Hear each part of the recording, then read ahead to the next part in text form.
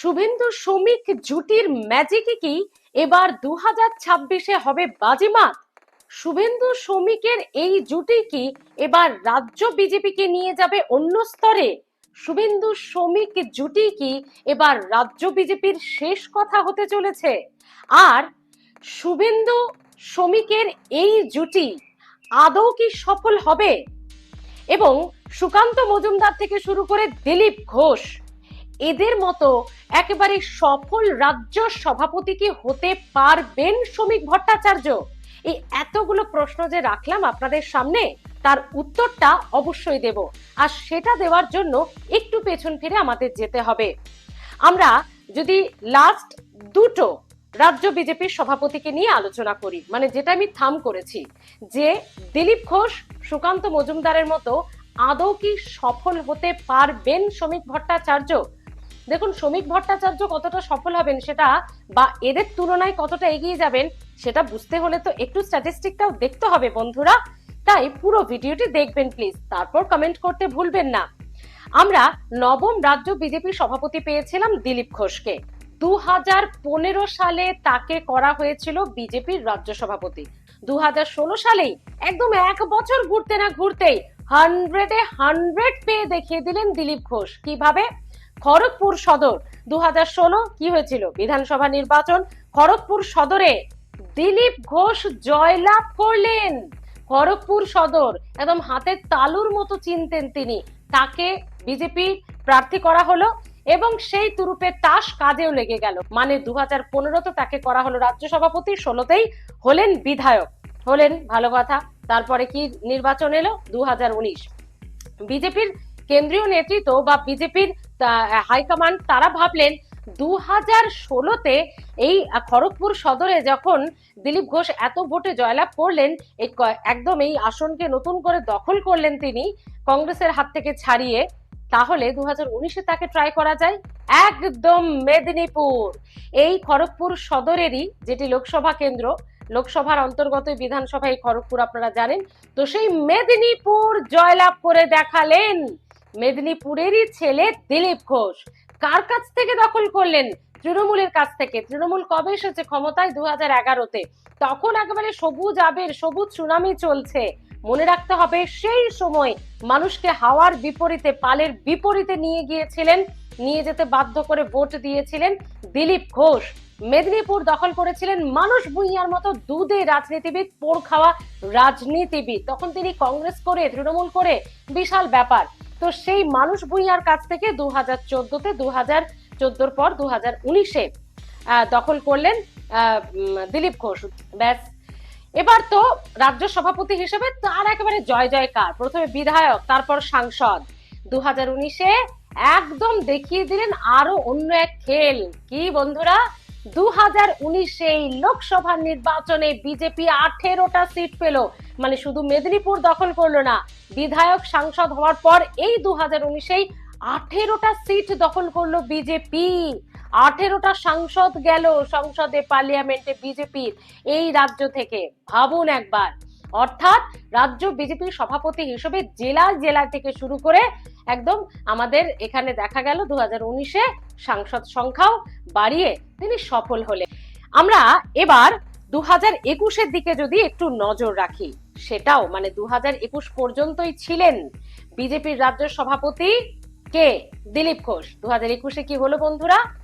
77টা বিধানসভা কেন্দ্রে জয়লাভ করলো বিজেপি প্রার্থীরা।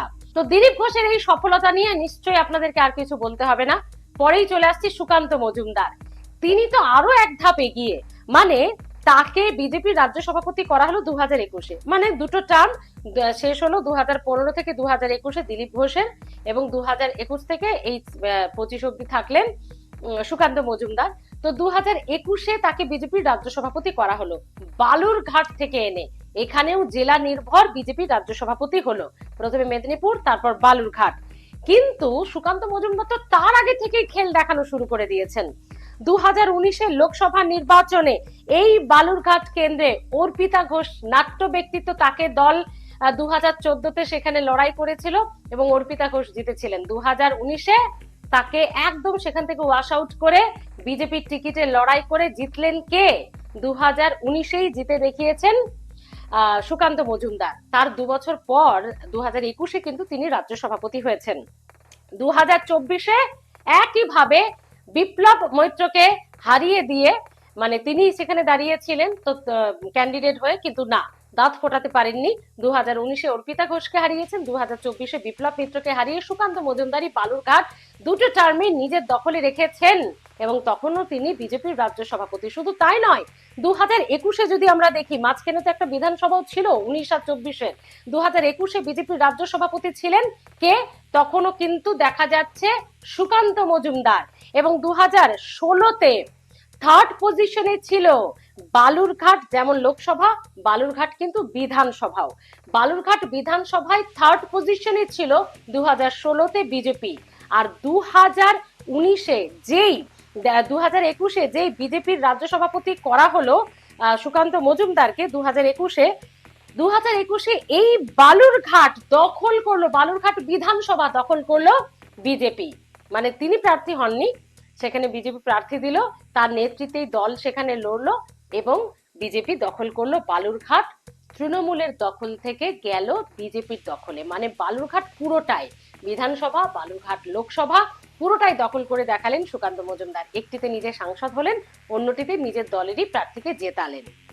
100-এ 100 দেবেন তো আপনারা? শুধু তাই নয়, 2024-এ শুধু বালুরঘাটই দখল করেননি, মানে নিজের দখলে রাখেননি, 2024-এ লোকসভা নির্বাচন হলেও বিধানসভা ওয়াইজ ফলাফল যদি দেখা যাচ্ছে বন্ধুরা, 2024-এ লোকসভা নির্বাচনে বিধানসভা ওয়াইজ ফলাফলে 90টি আসনে এগিয়ে বিজেপি প্রার্থীরা।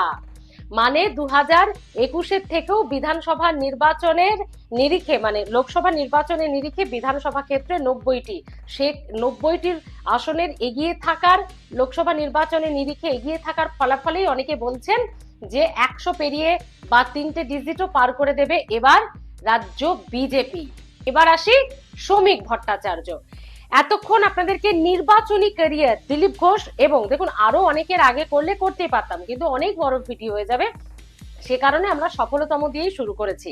দিলীপ ঘোষ এবং সুকান্ত মজুমদারের রাজনৈতিক ক্যারিয়ারের পাশাপাশি আপনাদেরকে নির্বাচনী ক্যারিয়ার জানালাম। কিন্তু শ্রমিক ভট্টাচার্য রাজনৈতিক ক্যারিয়ার তো অসাধারণ, কিন্তু নির্বাচনী ক্যারিয়ার কি তার?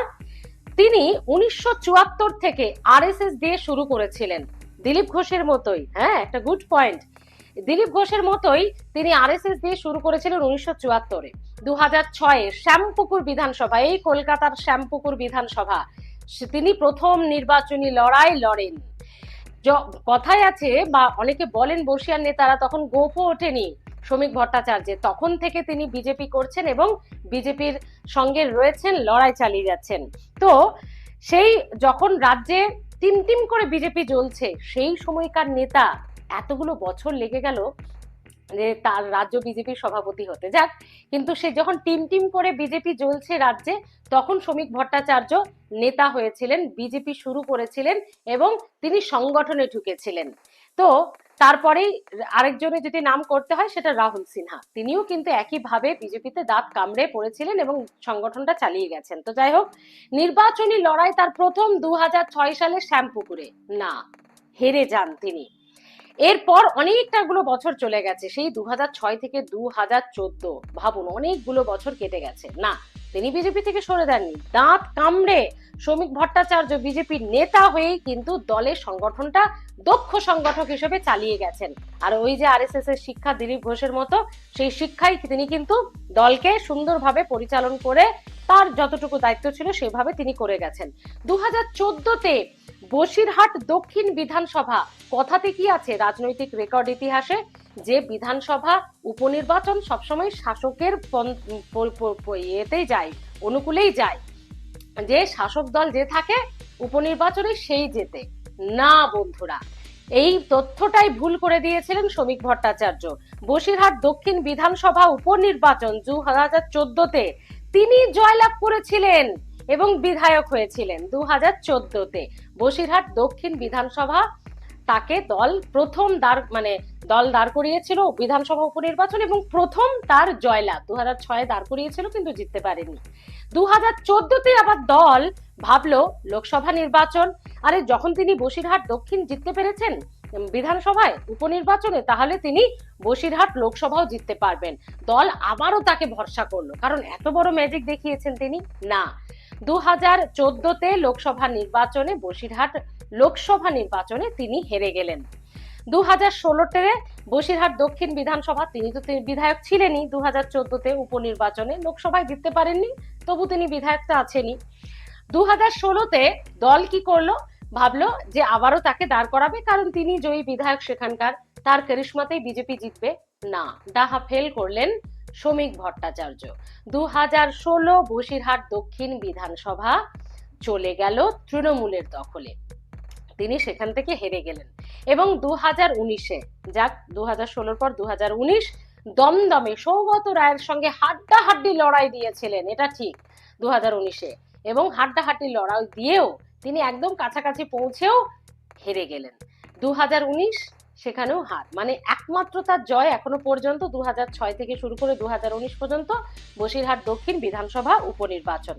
2021-এ রাজারহাট গোপালপুর বিধানসভা নির্বাচন, সেখানেও কিন্তু দল কিন্তু শ্রমিক ভট্টাচার্যকে বারবার প্রার্থী করেছে এবং নির্বাচনী লড়াই টিকিট দিয়েছে, এটা মানতে হবে।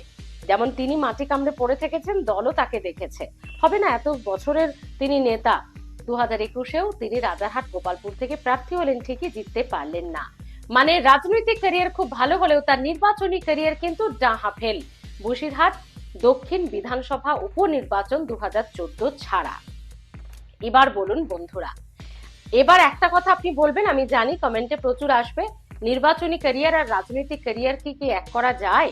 দেখুন, দুটো এক নয়, আবার দুটো কোথাও পরিপূরক, একটা ছাড়া আরেকটা নয়।